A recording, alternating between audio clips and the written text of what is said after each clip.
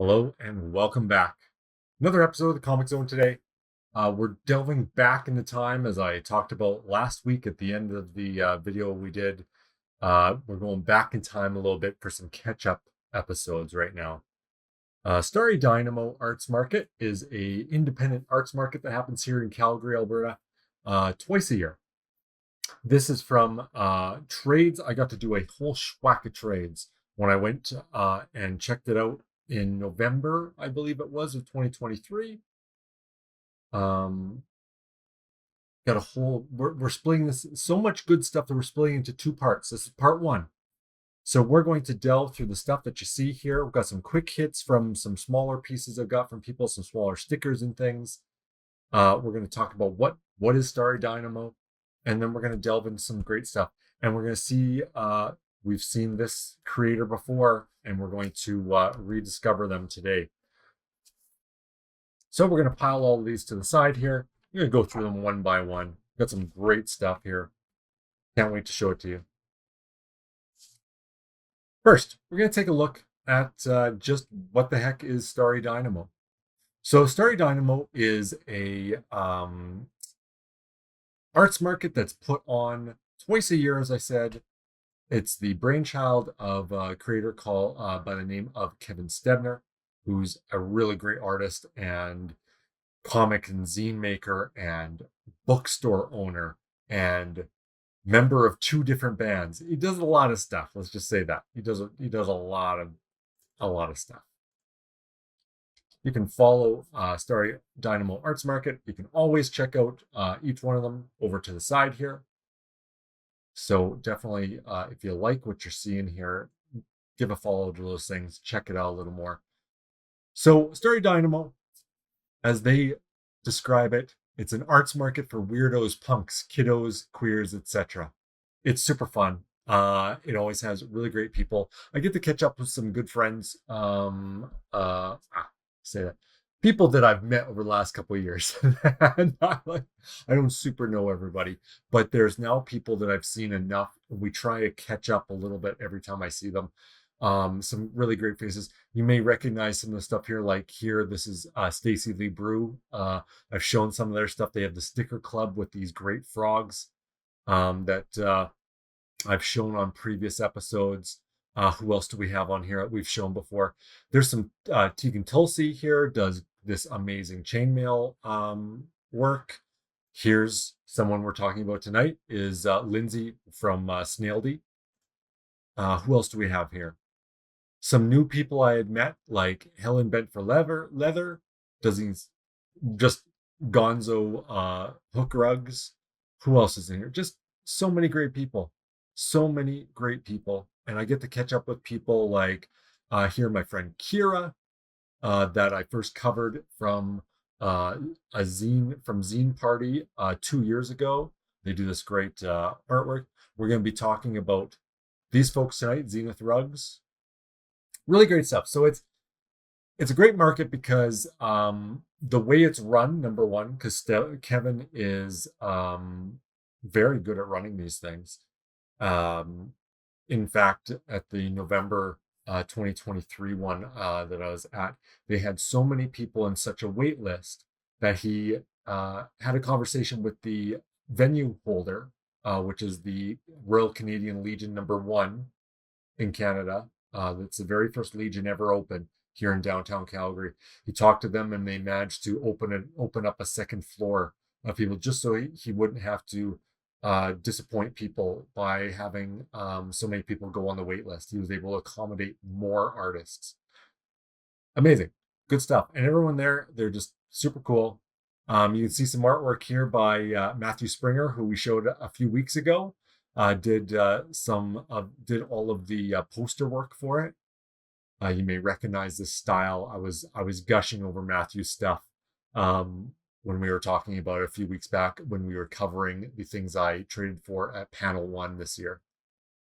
So yeah, it's all the pieces coming together. People I've met, people I've been meeting on an ongoing basis, seeing them more often. Some of these great events, I just kind of brings everybody together. So yeah, that's Starry Dynamo in a nutshell. It's just an amazing community of people. doing some really cool stuff. What we're going to talk about now are some quick hits I've got here. I wasn't able to pick up any items from them, but Riel here from Chakapish is how they refer to themselves. They are a ceramics artist and cart builder. When we look at this cart here, this is a Métis Red River cart. They built this cart. Amazing craftwork. The craftwork is really something on this. So you may have never seen a Red River cart before. They are carts that were used by Métis settlers in Western Canada in particular. You see a lot of that. I know there are some areas in Saskatchewan around Batoche where large Métis settlement and the Louis Riel rebellion of yesteryear. So these Red River carts are a huge part of Métis culture.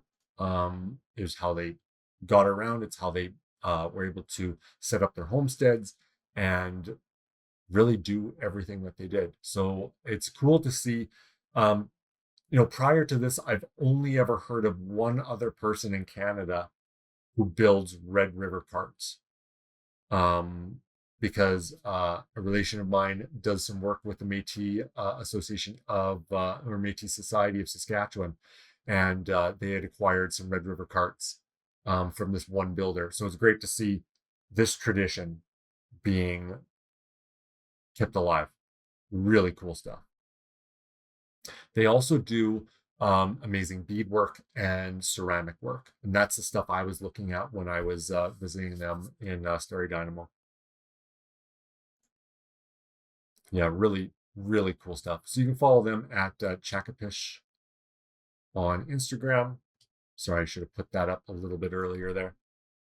Yeah, really cool stuff. They also did a cool showing here with a gallery downtown in Calgary in the Chinatown district about the confluence. So here in Calgary, or it's traditionally known, at least to the Blackfoot community, as Mohkinstsis. And that means the confluence. It's the confluence of two rivers, the Bow River that comes out of the mountains and the Elbow River that does the same by a different one. And there's a confluence of them here in Calgary. So it was a very important meeting place over its long history, long before colonizers and settlers like myself would have shown up. So yeah, really, really neat stuff. Very happy to meet them. The next creator we're going to go through on these sort of quick hits that we're doing, Zenith rugs. Really great rug work. So Lena does this work. You can follow them at zenith.rugs. And yeah, these really cool designs. Really, really cool designs of this rug work, and also apparel work. All sorts of cool stuff. They're pretty neat. I wasn't in the position to buy a rug at the time, but I was so fascinated with what they were creating. I was very happy that they were able to give me a cool sticker. I love this as above, so below on it. And yeah, their stuff is really neat. Next one on the little quick hits here is Richelle, also known as the Richycler. So Richelle does upcycling, and I needed to show this. I got this, number one, I got this really great Raven sticker from Richelle, but also I'm so fascinated with what Richelle does. One of my favorite things that Richelle does is we'll take parts of old discarded dolls and figures and put them together into new, like this thing right here, this Lisa Simpson Zoidberg tentacled creation, or this Jafar with a Barbie body. Just yeah, really cool creations, really neat stuff. but doing stuff with a bunch of different materials, taking all these materials, putting them together, upcycling them, making these cool troll bolo necklaces, bolo ties. Yeah, Richelle is a really interesting person. Just really great. And the last of these sort of quick hits on this one here, we're going to talk quickly about Grumpy Noodles Press. Got this great bookmark from Kalin Rhodes. They are a honest to goodness author and writer. One reason I thought this might be up some people's alleys is some of the things they also do and show. So Kalin Rhodes is an author. You see there, My Life in the Ruins is their book that they have out. They also do custom 20-sided, 15-sided, 7-sided die, and cool custom pieces like this. Yeah, dice bags, custom dice, all that kind of stuff, which I think is kind of cool. I don't do that. I don't do a lot of tabletop and role play gaming, but I don't know. I keep getting very tempted to just pick up some cool D20s just because they look so great. I've resisted so far. But yeah, Grumpy Noodles Press is cool stuff. I wanted to quickly talk about them since they were kind enough to speak to me and give me a cool bookmark to go with that. So yeah, that's the quick hits little things. Now we're going to start delving into the actual zines and comics that I did some trades for. So we've seen some of Lindsay's work before. This is Lindsay at Snaildy. Let's quickly put their information here. My apologies, I forgot to put the information up about Kalin there, but you can follow them at Grumpy Noodles Press. You would have seen that on the screen. I'll quickly show that one more time here. Grumpy Noodles Press. So Lindsay's work here is always super fun, always very colorful, always very interesting to look at. This chaos book here, can't wait to show you this one. This one does some really crazy stuff, but these zines are so good. Let's go through them one at a time here. One reason that we're breaking this into a two-part on this one is I wanted to do shorter episodes with more in-depth to people's creations. So we're going to start here first with Party Animals. And Lindsay's work, if you've seen it before, we covered it in, I believe I traded for some of their work might have been at panel 1 this year or at AGA Market. I can't quite remember, but their stuff is always super fun. Like you get your swaggy cat, chillin' dog. These party animals are great. Got the cool guy.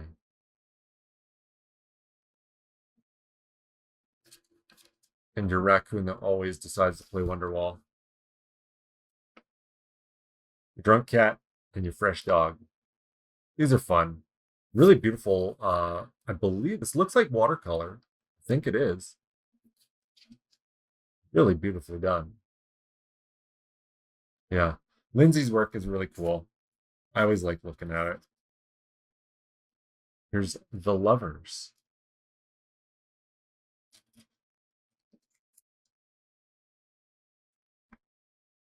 For it was us, it was me, and then you. Floating through the haze of space until we collided. Beautiful, beautiful artwork of these raccoons, and the backgrounds are sublime. I didn't think I wanted any company until I found you. Look at that. That's great. These raccoons turning in space around each other, they're almost in each other's orbit, right?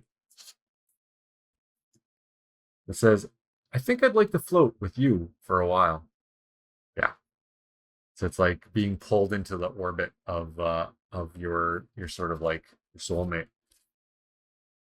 Yeah, that's awesome. That's awesome.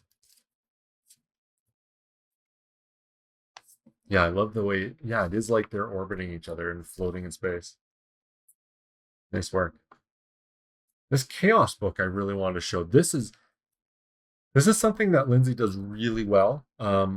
Is pulling things together into a very chaotic composition. Really working on the idea of found objects and collage. Now, here's something that just blows me away. We got an honest to goodness envelope bound into the book here with a bit of like I don't know, manifesto or artist statement on it. It says, Chaos Book is a sketchbook that I've been working on for a while now, where I try to make it as busy and chaotic and weird as I can. I glue random things in it and slather paint all over it to make it as thick as possible and make it fun and interactive to flip through.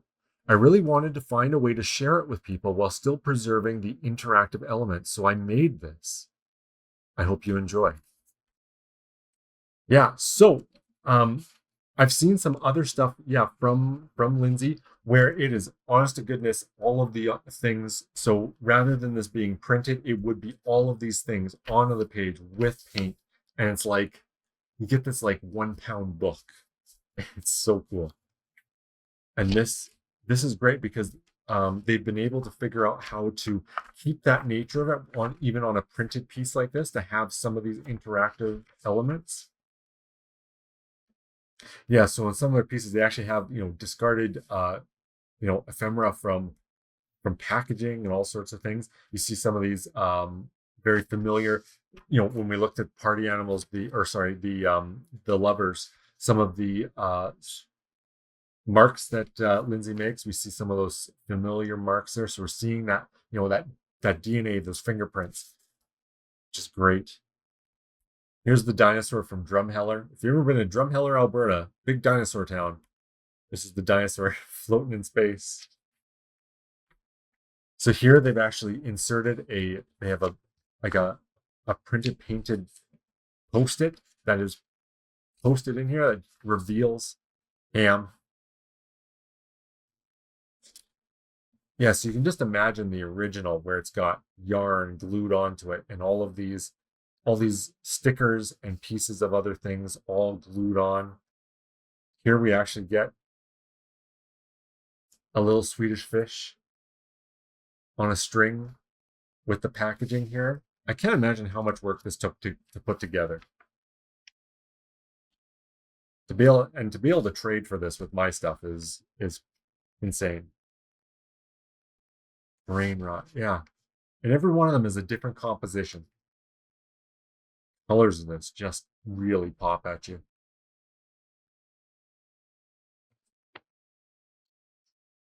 Oh yeah, we got a full fold out here of all of these stickers from different produce. Oh, that's so cool. It's amazing how they become almost design elements. Here we've got Post-it Michael Cera. Let's get close to that. Yeah. Makes it almost pixel art.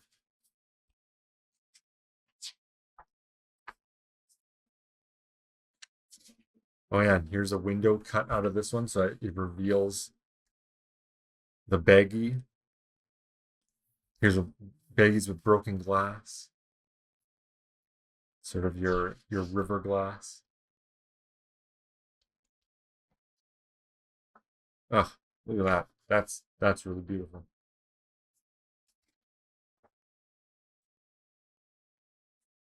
Yeah. So that's the kind of stuff you get with Lindsay's work. Just really cool. Yeah, we've shown some of their stuff previously. It's just great. I'm a big fan of theirs. It's really nice. Okay, moving on. We're going to talk about Emily Idis and Idis Lab. Got a really cool piece here called Good Dog. It's on beautiful, thick paper with the rough, handmade sort of paper. Thick cotton called Good Dog.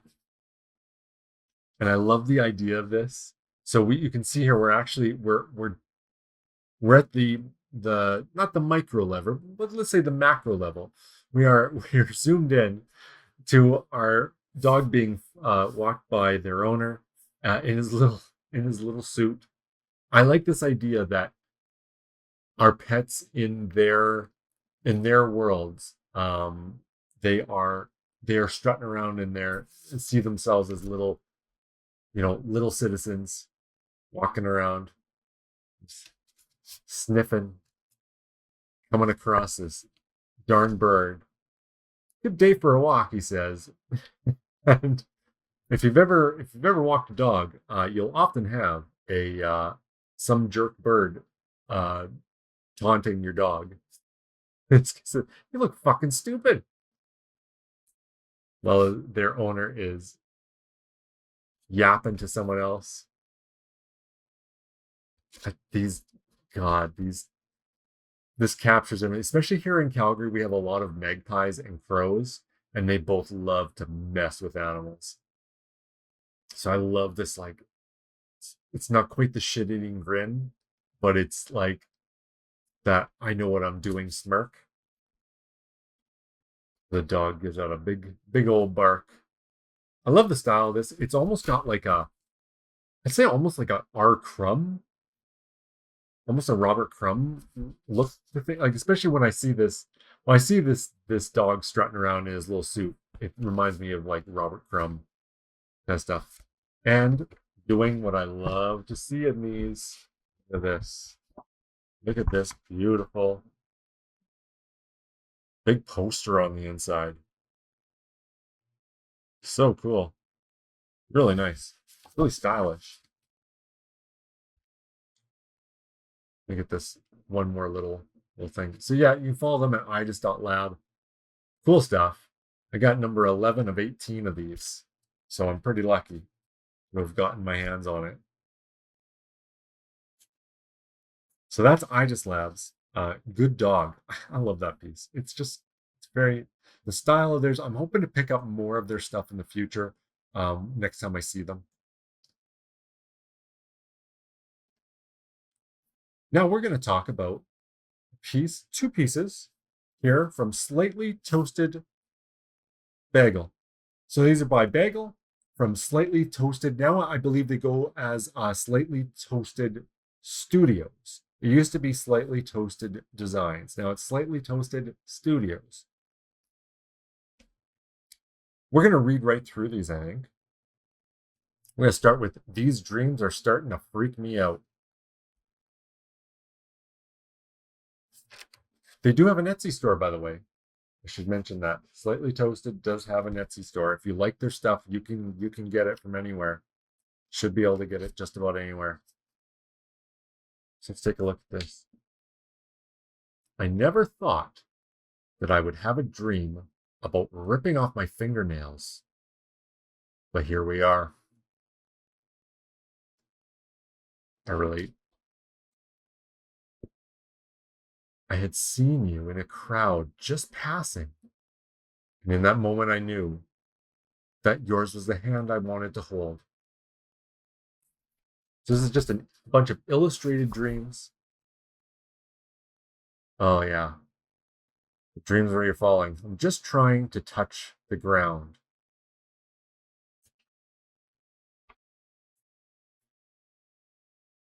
I only saw the farm once, but every time I dream about her, it starts out at the farm and it ends in the same place. Always ends with their death, I suppose. My great-grandmother never saw me grow up. She just experienced the child she taught to knit. Sometimes I stop and think if she would hate the person I've become. Ooh, that's a rough dream. You need to give flowers sugar to grow. This feels right, but I know it's very wrong. Have you ever had those dreams where you wake up and you're like, wait, did I do that? I think I did something really stupid. Oh wait, no, that was in a dream. If for some reason in a dream I thought it would be smart to do this. I guess it would make sense for me to dream about you. It was a dream that I didn't want to end.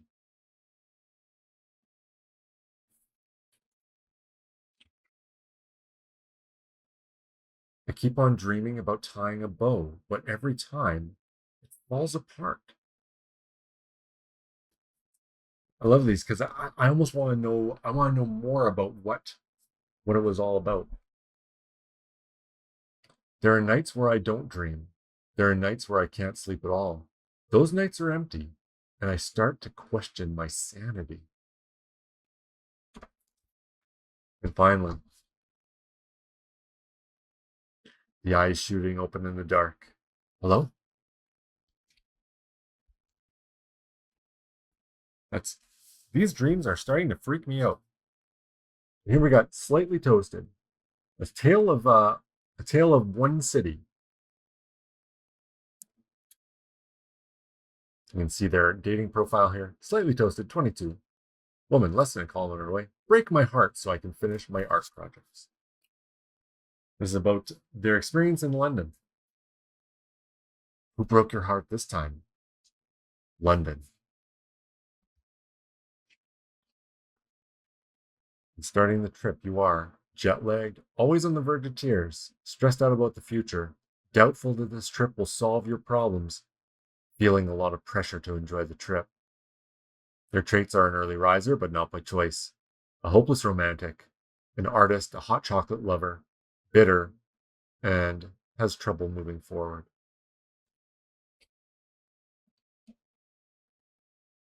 I'm not scared to be all alone. I was just ready to get out of the city. Oh, this is great. This this way of presenting it. I did not sit in a flying pop can full of crying kids so I can live out your young adult find yourself fantasy. This is just so that I can get out of this town and start leaving this stuff behind. I'm not going to come back from this trip a new version of myself. I'm just trying this. I'm just trying to. Oh, this trip won't change who I am. Just trying to get through this and see some good art. This is what the trip is for, to get out of the house and see some damned good art. Yeah, cool. So this is their what they tried to do in London. A list of things to remember. Number 1, you made it to London. You did this all by yourself.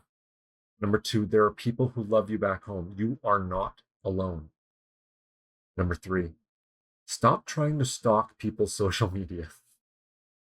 Number 4, make good art. Number 5, drink lots of hot chocolate. Number 6, if you need to cry, it's okay to cry. Looks like they stayed in a hostel while they were there. I've never slept with so many strangers in the same room, whose faces I won't recognize and names that I don't know. Never stayed in a hostel. How to look like you're from the London, UK, pardon me, London in the UK. Number 1, clench your jaw. Never thought of that. Number 2, don't look at your phone for directions. Bonus points if your phone was stolen. Number 3, dress business casual unless you're hungover. Number 4, always confidently order beer, even if you don't usually drink.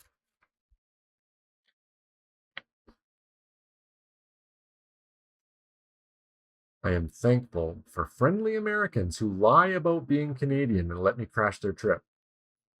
It's a thing that I don't know if it still happens. It used to happen quite a bit, where when you're traveling, especially in Europe, you'd see Americans with Canadian flags on their backpacks, because at least at that time, I don't know about now, but at that time we had a very good reputation, I guess, as travelers. Most of the time, there's nothing there. That part didn't change. I'm still grasping at nothing. And finishing the trip. You are phoneless, obviously got stolen, I guess.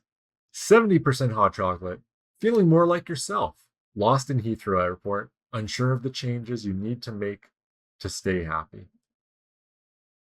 And their traits are now as a night owl, an artist, suspicious, hopelessly romantic, and they have a good internal map. It seems like quite the trip. It's cool when people I've considered maybe writing about some of the travels that Michelle and I've done in the last almost 20 years now that we've been, kind of traveling once a year or so. It's kind of fun. I don't know if I have a story as interesting as that. Yeah, so that's Bagel at Slightly Toasted Studios. Great work. Next one, we're going to look at Sam Bagley. We're doing two more creators before we finish this slightly shorter episode. We've got work here from Sam Bagley at In the Bag illustration. So this is really cool. I love these a lot. It's some of the stuff is I can see some inspiration. I'm seeing, of course, you're seeing like Egyptian and other sort of inspiration here. I see some Mobius when I go through here. In fact, there's some stuff that's very Mobius. This illustration here on Cursed Relics is the series that they're doing here. I've got number 1 and number 2. This illustration here, actually, they probably aren't aware of the other piece, but the piece we showed last week or the week before, the Operation Nemesis zine that won for Best Political Zine at the 2023 Broken Pencil Zine Awards, it kind of reminds me of that. Very, it's two ships passing in the night kind of thing. But yeah, it's got some of that. So Cursed Relics is their illustrative zine here. Really nice thick paper on the cover. Really nice. And you see a lot of really cool. You see this like melding of old, like almost Egyptian, Greek, maybe Roman influenced stuff with your more like stuff from today and from the future. It's like the future and our present and the past all melding into one, which also quite often makes me think about artists like Mobius, where you'd see some of those you look at how the designs of the first Alien movie were done. Lots of Egyptian inspiration in the Weyland-Yutani stuff and the way that their architecture of their ship was. But of course, it was this like retro futurist. And I see some of that stuff in Sam's work here.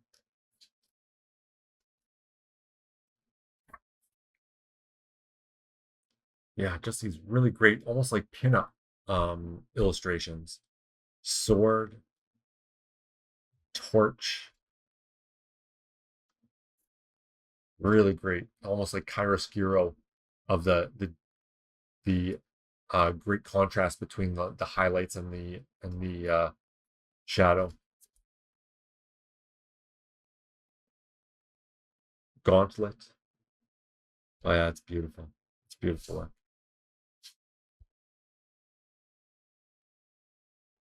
Look at that one. Wow. And some of this familiar people through it. Moonstone. Temple. I like the way that they've integrated the sort of the title of each of these pinups. This reminds me of some of the almost like Conan stuff and heavy metal. It's got all of that. Once again, a lot of like Mobius. Seeing a lot of Mobius, which I love. Probably my favorite artist in the whole space. That fossil here. Oh, that's beautiful. The Boy King and the wall behind him with the huge fossil. Wow. The hidden thief, hidden rogue. Was it Amphora in the background there? Got the orb. That's beautiful. I would, I'd love to see. It's almost like I can picture a point and click adventure game taking place in some of these settings. Got flute as we see one warrior dispatched by another, spraying the wall with this carving behind it.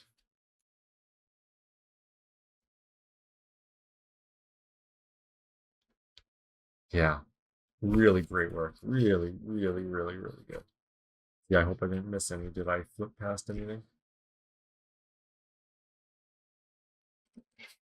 It is great. I love the idea. It always reminds me of when I was a kid, I used to flip through a lot of these Conan, I think it was Conan Saga it was called. It was Marvel Comics taking all their Conan comics and compiling them into this magazine format. So you get like several of them, several stories in the same one, and there'd always be some pinups in the back.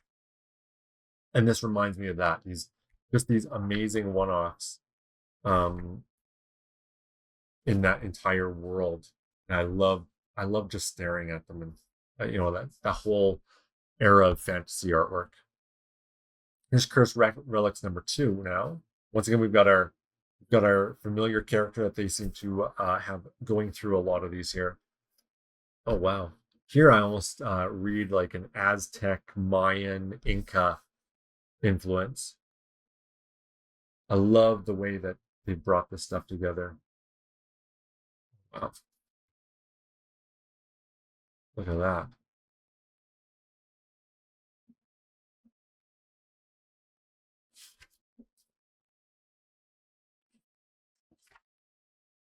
I like to see them playing with the format in that way.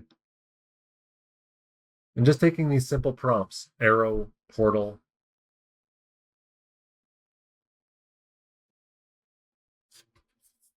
and creating this world around it. I'd love to see a longer work from them. Uh, turning this stuff into a full story. Once again, the return of the orb. This reminds me, there's the orb in the movie, the first heavy metal movie is all about this orb traveling through as this great framing device for all the sort of standalone stories. And I get that feeling from this. Some of the stuff feels like the world that was built in there. That was once again drew inspiration from Mobius, from his Arzak series. We're gonna see some direct influence in there. So I believe it was called Tarna in the heavy metal movie. It was directly inspired by Arzak by Mobius. Oh yeah, look at these characters. The amount of detail and everyone doing these hand signals. It's like a Jodorowsky and Mobius comic collaboration. These gargoyles. Once again, it's very, yeah, it's there's a little like Asian influence, but also South American, Latin American. Really cool. And here we actually see on this page, on the one on the right, is basically our surveyor from the Arzak series with his iconic sort of cap. And on the left, we've got this ritual playing out. Ah, love this stuff, Sam. This is great. I want to see a magazine format of this stuff. This stuff is this isn't small. This is a nice big book. This is, size of my hand. This is a sort of a 5x7 sort of thing. I'd love to see this as like a full tabloid. It's full pinups. Oh, look at the bell tower here. Once again with these just gorgeous ships. Sam really nails the ships with their interesting sails. Yeah. So follow them. Um, yeah, in the bag illustration. Looks like you can also follow them at. I'm seeing this now. I'm gonna have to see. I might have followed. I followed them in one place, but they're also you can follow at Sandbag. I'm gonna take a quick look and make sure that's all still leads to the right place.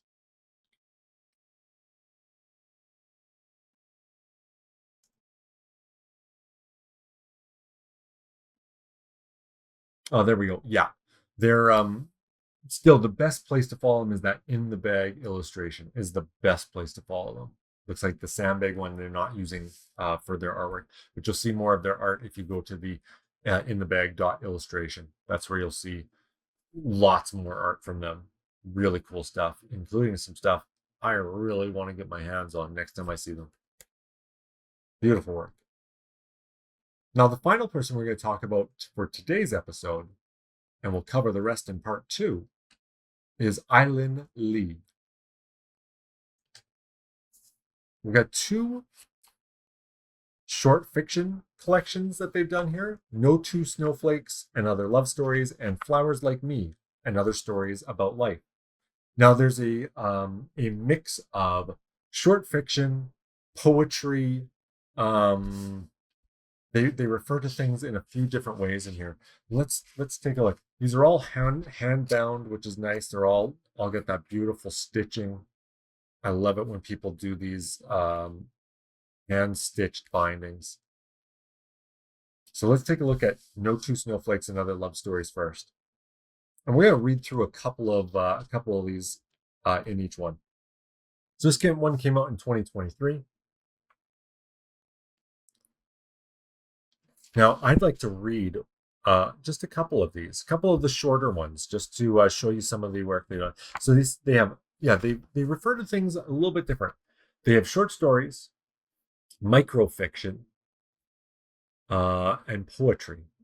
And I believe in the other one they refer to them mostly the same, but also there's this, yeah, poetry, short stories, microfiction, and also flash fiction. Let's read 2 of the shorter stories here.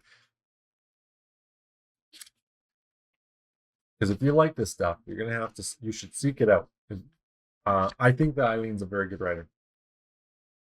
And I think some of these shorter ones are the most evocative for me because they just give you that little taste, that one scene, which I think is cool. First one here we're going to read is called Honey, I'm Home. Matilda's knees creak in tune with the wood steps leading up to the old cabin. This trip gets harder for her each year. She hangs her jacket by the door, taking up one of the 2 hooks. In the bedroom, Matilda unzips her suitcase. At the top is a framed photograph. She hugs it to her chest. Do you recognize this cabin, Bernard? Our favorite place. Wind rattles the wooden walls. The front door shakes on its hinges. A faint, familiar squeaking. The sound it makes before someone enters. Listening closely, Matilda can almost hear him say, Honey, I'm home. Yeah, like, that's really, really good.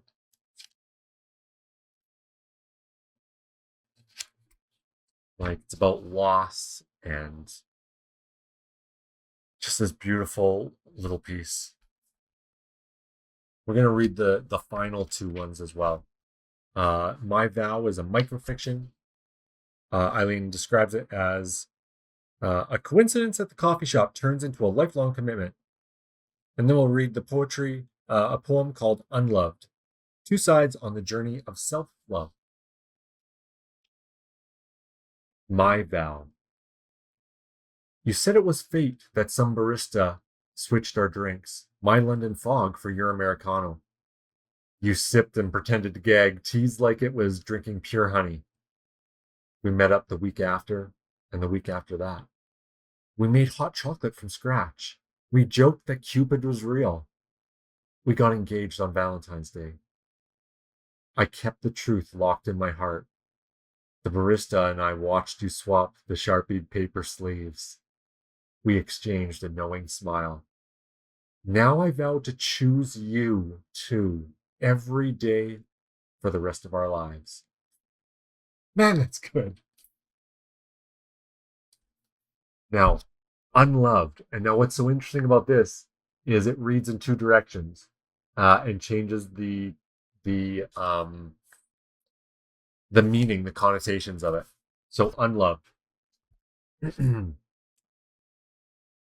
I am unloved.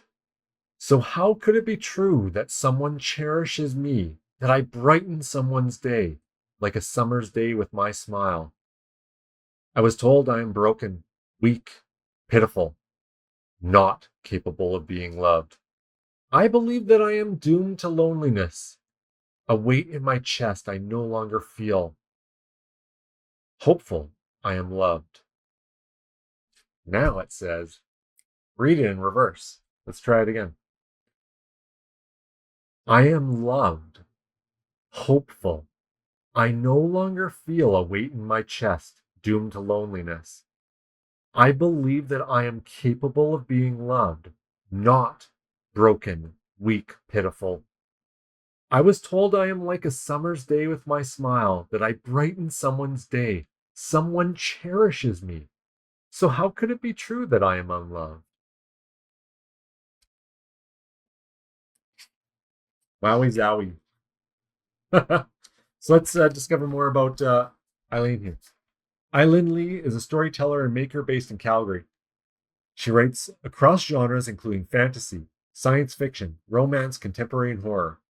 Her work takes form in short stories, novels, and video game narrative. Ailin also dabbles in film photography and clay sculpting and is always expanding her creative outlets. You can find her on social media at i.lin.li and on her website www.ailinli.me. This is incredible work. Let's take a look at Flowers Like Me. It was also put out in 2023. We're going to read a few out of this one. Let's see, which one should we do? Let's do Autumn in the City, a microfiction, taking a walk on a windy autumn day.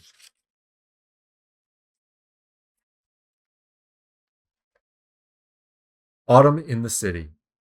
I shrug my shoulders to my ears as another gust of wind attacks me from all angles. Shivering, I pull my scarf further up on my face, retreating like a turtle. It's these damn skyscrapers, creating wind tunnels that fuel the autumn breeze like kindling for a bonfire. Shoving my hands into my pockets, I walk a little faster. Tears form in my eyes as I battle another fierce current. I stumble backwards a few steps, then lean forwards to prevent myself from being blown away. Autumn in the city isn't romantic. There are no orange leaves lining the ground, no children sipping cups of hot chocolate on a park bench. Autumn in the city is a test of tenacity, of whether you'll make it through the upcoming winter. I can tell who forgot to check the weather forecast before leaving the house today. The man with the ball cap, both arms wrapped around his head as if his life depended on it. The teenage girl in a summer dress, desperately trying to pin her skirt down, undoubtedly fooled by the sun in the sky. The sun offers no warmth on days like this, no protection. Autumn favors the prepared, like me, hat-free and wearing long pants. The wind howls, echoing off the tall buildings. The sound is taunting, gales of laughter mocking these who dared underestimate the mighty wind. I pull out my phone to check the time. My grip isn't firm enough. One unexpected gust is all it takes to send my phone hurtling to the pavement. I scramble to pick it up, inspecting it for any cracks. As I clean the screen with my scarf, I can't help but chuckle. The wind has humbled me today. Looks like I still have much to learn.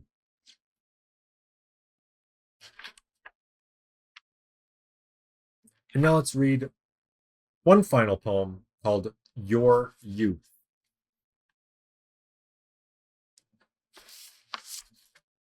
Look at this awesome little cat bookmark that Ailin gave me. Ailin is super cool. Your youth. In spring, you dance under blue skies to the music of your youth, pardon me, like this moment will never end. In summer, you turn your face to the call of adventure, like a sunflower following the light. In fall, you find love in the folds of a woolly sweater that feels like your mother's hug. In winter, you nurse heartbreak in the hopes that spring comes again like a warm shower to wash away the frost. And in life, you will laugh and love and learn and change like the seasons.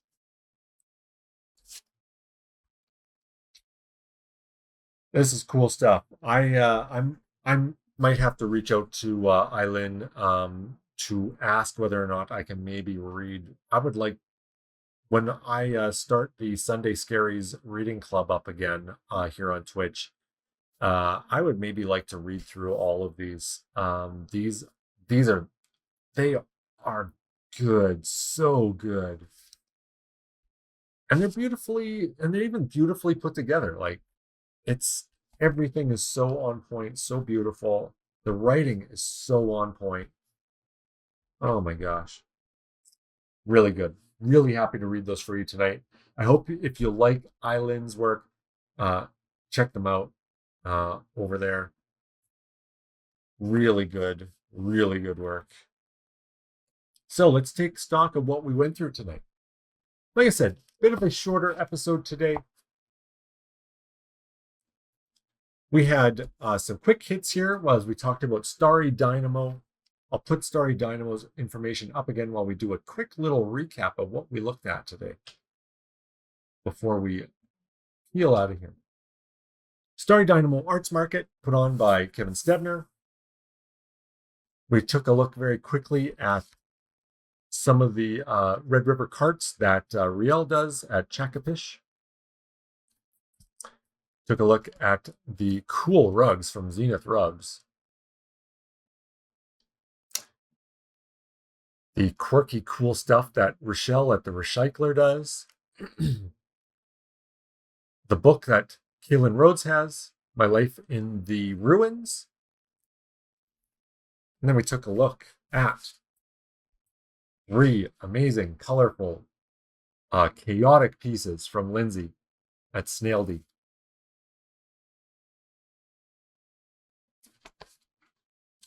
This amazing piece called Good Dog with our little friendly dog fella from Idis Lab. 2 great pieces from Slightly Toasted Studios and Bagel. You follow them at Slightly, they have an Etsy store. And just note here, it's Slightly Toasted Studios now, not Designs. They've changed that. And finally, we took a look at 2 wonderful pieces from Sam Bagley at in the bag.illustration and the wonderful writings by Ailin Li, which you can follow at Ailin Li. So that's it for today's episode of the comXone. Next week, we will be talking part 2. We've got a bunch more pieces. I've already tucked them away for next week, but we've got another great pieces, some short, some long, like we've done today, and some work from Kevin Stebner himself. So I hope you'll join me for that. As usual, this happens live on Twitch. So if you're watching on YouTube, because this hits YouTube afterwards, I do these live on Twitch. You can always check them out there. Or if you're here live on Twitch, you can check them out later, either through the Twitch VOD or on my YouTube channel. So thank you very much. And I hope you have a very good day. I know I've had a really good day reading these.